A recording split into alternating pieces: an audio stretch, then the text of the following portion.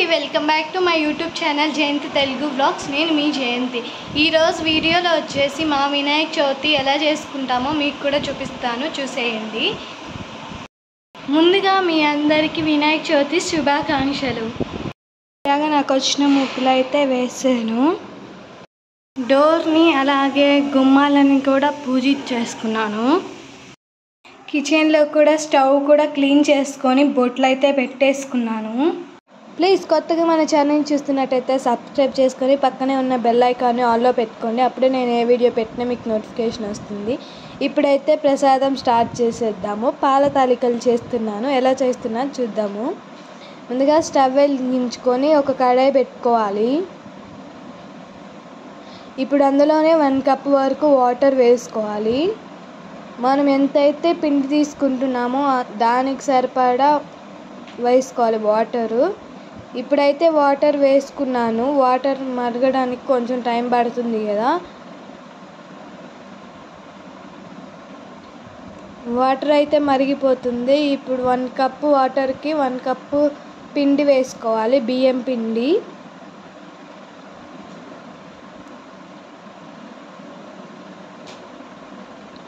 పిండి వేసుకున్న తర్వాత ఉండలేం లేకుండా కలుపుకోవాలి.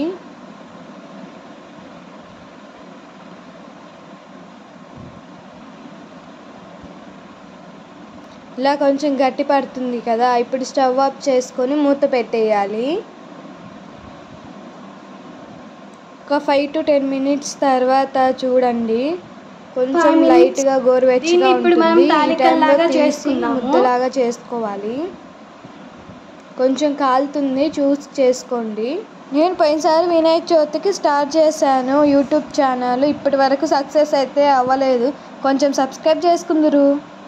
ఇలాగ ముద్దలాగా చేసుకున్న తర్వాత మీకు కావాల్సిన షేప్లో మీరు చేసుకోవచ్చు. నేనైతే ఫస్ట్ తాలికలు చేస్తున్నాను. ఏం లేదు, కొంచెం పిండి తీసుకొని ఇలా అంటే సరిపోతుంది. మీరు కావాలంటే అన్నీ ఇలాగే చేసుకోవచ్చు. నేనైతే కొన్ని ఉండ్రాళ్ళు కూడా చేశాను. ఇలాగ తాలికలు చేసుకోవాలి మీకు నచ్చిన సైజులో. ఇంకొంచెం పిండి తీసుకొని ఉండ్రాళ్ళలాగా రౌండ్గా చేసుకుంటున్నాను. అలాగే చేసుకోవాలి. మీకు నచ్చిన షేప్లో మీరు చేసుకోవచ్చు. అన్నీ చేసిన తర్వాత చూపిస్తున్నాను. ఇక్కడ నేనైతే 9 ఉండ్రాళ్ళు చేశాను, మిగతావి తాల్చాను. ఇప్పుడు ఒక కడాయి తీసుకొని పాలు వేసుకోవాలి. నేనైతే 350 ml వేసుకుంటున్నాను. మీకు నచ్చినంత మీరు వేసుకోవచ్చు. పాలు పొంగటానికి టైం పడుతుంది కదా. నెక్స్ట్ వేరే సైడ్ ఒక గిన్నె పెట్టుకొని బెల్లం వేస్తే కరిగించుకుంటున్నాను. 3/4 కప్పు వరకు బెల్లం వేసుకోవాలి 1 కప్పు బియ్యం పిండికి.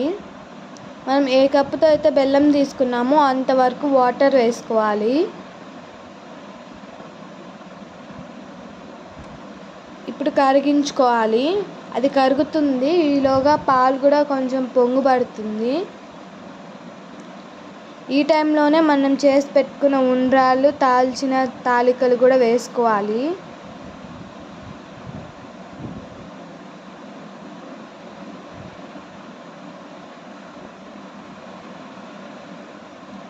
గరిటె పెట్టకుండా కలుపుకోండి.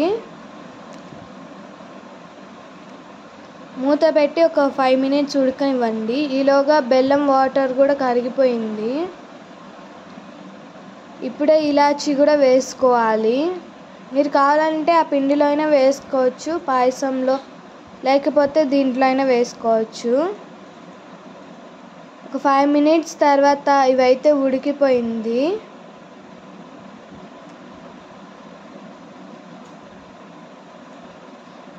కొంచెం మంటని లో ఫ్లేమ్లో పెట్టుకోవాలి ఈ టైంలో.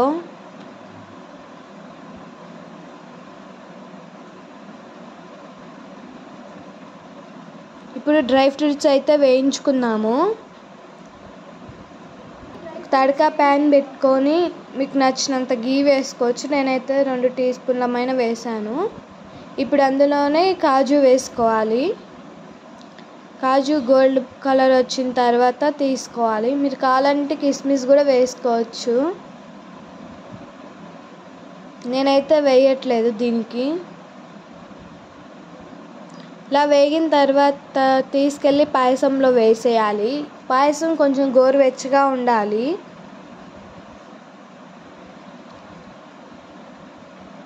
ఈ టైంలోనే మనం కరిగించి పెట్టుకున్న బెల్లం వాటర్ని కూడా వేసుకోవాలి. కొంచెం ఫిల్టర్ చేసి తీసుకోండి. అప్పుడే బెల్లంలో ఉన్న నలకలు మీకు అందులో పడకుండా ఉంటుంది. నిదానంగా కలుపుకోవాలి, లేకపోతే పిండి పిండి ఉంటుంది లోపల. ఇలా కలుపుకున్న తర్వాత ఒక బౌల్లో తీసుకోవాలి.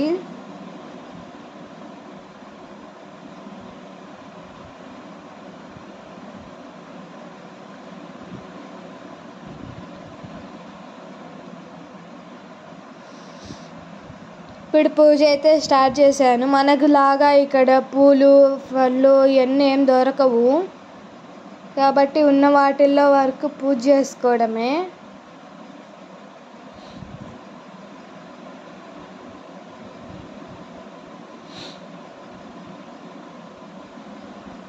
దీపం పెట్టి అగరబత్తులు కూడా ముట్టించేసాను. ఫైనల్గా ఎలా ఉందో చూడండి. ఇక్కడ కొబ్బరికాయలు కూడా లాస్ట్లో క్వాలిటీ ఎలా ఉంటుందో అలాంటివి దొరుకుతాయి ఇక్కడ. ఇంకా ఈ వ్లాగ్ ఇక్కడితో ఎండ్ చేస్తున్నాను. నా ఈ వీడియో మీకు నచ్చినట్లయితే ఒక లైక్ చేయండి, షేర్ చేయండి, సబ్స్క్రైబ్ చేసుకోండి. పక్కనే ఉన్న బెల్ ఐకాన్ని ఎప్పుడు ఆల్లో పెట్టుకోండి. అప్పుడే నేను ఏ వీడియో పెట్టినా మీకు నోటిఫికేషన్ వస్తుంది. Bye bye.